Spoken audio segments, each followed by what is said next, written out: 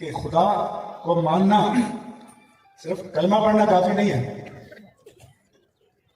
بلکہ خدا کو اپنے اوپر حاکم بھی ماننا ہے۔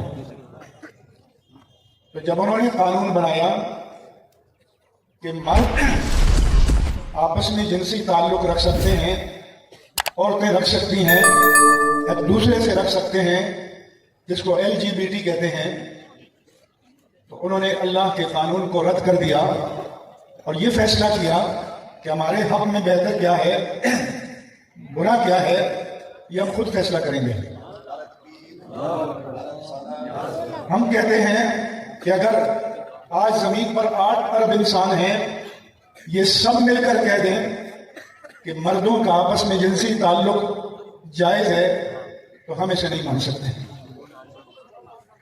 اللہ کے قانون کو پوری انسانیت مل کر کہے تو وہ رد نہیں کر سکتی۔ اس لیے میں نے امریکن سے ایک ڈائلاگ میں کہا، in your conception of God, your God is almost retired. He is sitting somewhere in the church, and when you offer your weekend praise to some delighted music, he is very pleased. کہ آپ کے تصور خدا میں خدا retire ہو چکا ہے، وہ کہیں چرچ میں بیٹھا ہے، آپ اتوار کو جا کر کچھ نغموں سے تعریف کر دیتے ہیں، وہ خوش ہو جاتا ہے۔ مگر میں نے کہا کہ مائی آلمائٹی اللہ سبحانہ و تعالیٰ نے بھی کمانڈمنٹس آل دا ٹائم، کل یوم ہوا فی شان، ہمارے رب کی ہر آن ایک نئی شان ہے۔ اس کائنات پر حاکم وہ ہے، اور جب تک اس کی حاکمیت کو نہ مانا جائے تب تک اس کی ذات پر ایمان کامل نہیں ہوتا۔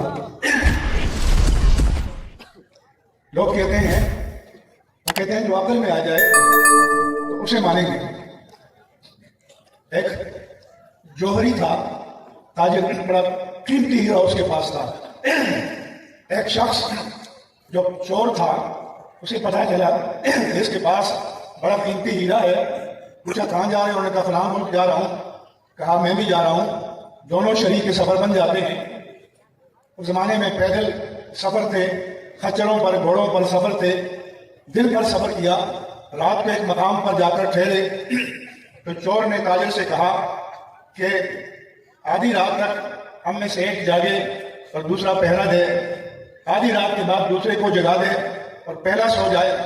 اسے کہا آدھی رات تک آپ پہرا دیں، میں سو جاتا ہوں، پھر مجھے اٹھا دینا۔ تاجر نے کہا ٹھیک ہے۔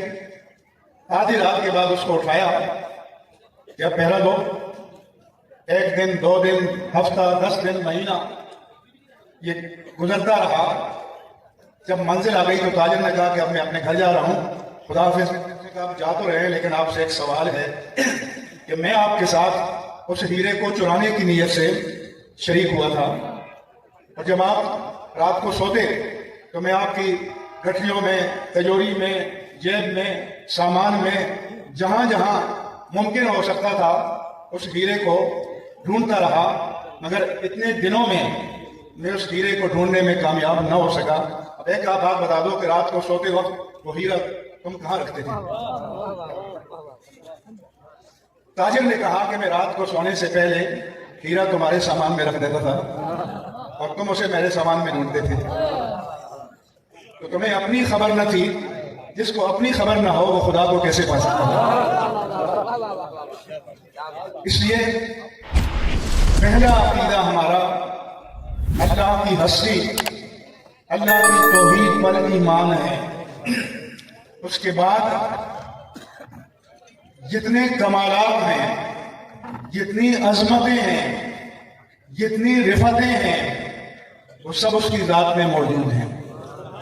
ہر نقص سے، ہر عیب سے، ہر کمزوری سے وہ پاک ہے۔ لیکن ہمارے دوستوں کو جو سمجھنے میں پریشانی ہو جاتی ہے کہ تم خدا کو بھی یہ مانتے ہو، مصطفیٰ کو بھی یہ مانتے ہو، تو اللہ تعالیٰ کے لیے قرآن مجید میں رؤوف الرحیم آیا ہے، اور اسی قرآن کریم میں اللہ کے رسول کے لیے آیا کہ بالمؤمنین رؤوف الرحیم۔ تو قرآن کہتا ہے کہ وہ بھی رؤوف الرحیم ہے، یہ بھی